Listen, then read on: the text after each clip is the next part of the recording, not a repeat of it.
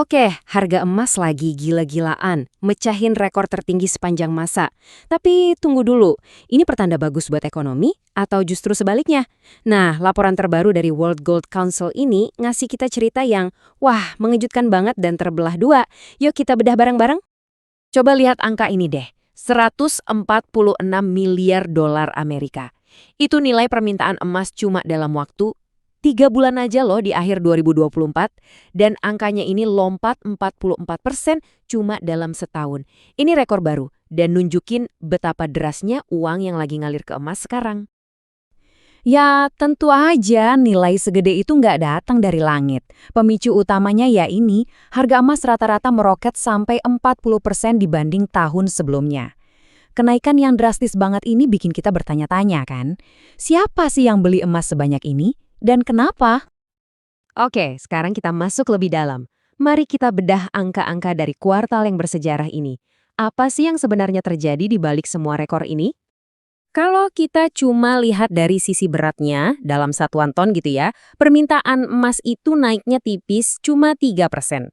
Tapi disitulah ceritanya jadi menarik. Begitu kita lihat siapa yang beli dan kenapa mereka beli, kita baru sadar, wah ada pergeseran besar yang lagi terjadi di pasar emas. Nah, pergeseran inilah yang saya sebut sebagai kisah dua emas. Jadi di satu sisi ada sekelompok orang yang borong emas gila-gilaan. Tapi di sisi lain ada kelompok yang malah lari menjauh.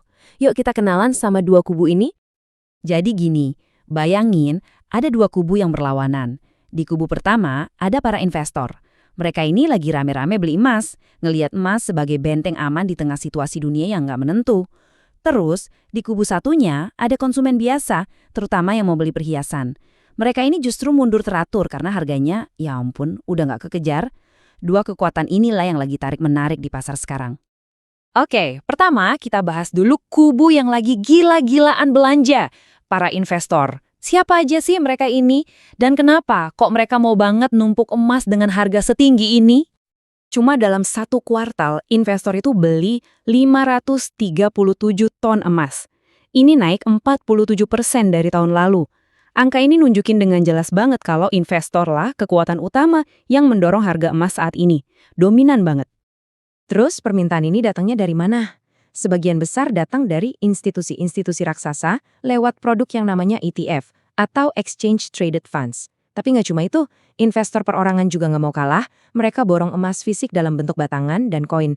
Dua-duanya sama-sama nunjukin antusiasme yang luar biasa. Jadi, apa sih pemicunya? Laporan ini nunjuk beberapa faktor utama. Pertama, ketidakpastian geopolitik global.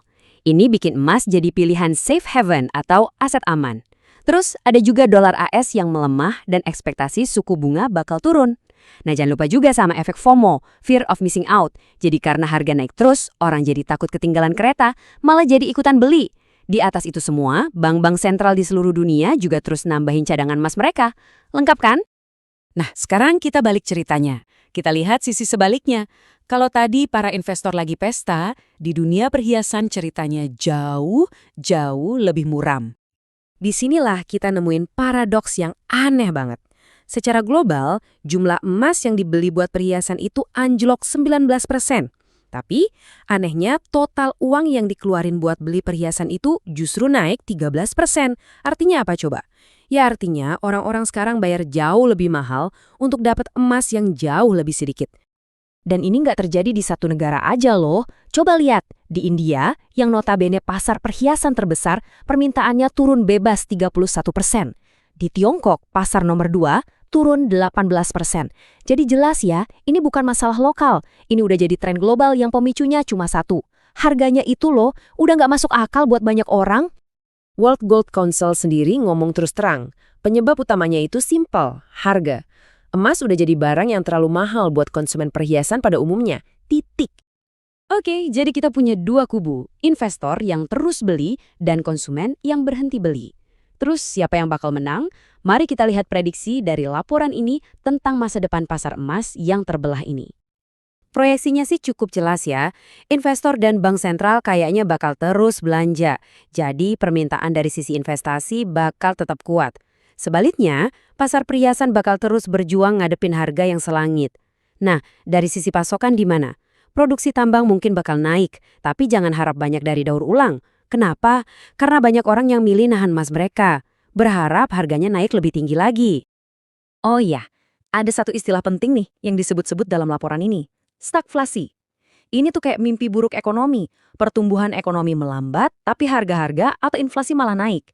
Nah, secara historis, kondisi kayak beginilah yang sering bikin investor lari ke emas sebagai pelindung nilai. Ini juga yang menjelaskan kenapa investor segitu gilanya beli emas sekarang. Pada akhirnya, rekor harga emas ini seperti cermin dua sisi. Buat investor, cermin itu nunjukin pelindung dari badai ekonomi yang mungkin datang. Tapi buat konsumen, cermin itu nunjukin kalau badainya ya udah datang. Pertanyaan yang perlu kita renungkan sekarang adalah, sisi cermin yang mana yang sebenarnya nunjukin realitas ekonomi kita saat ini?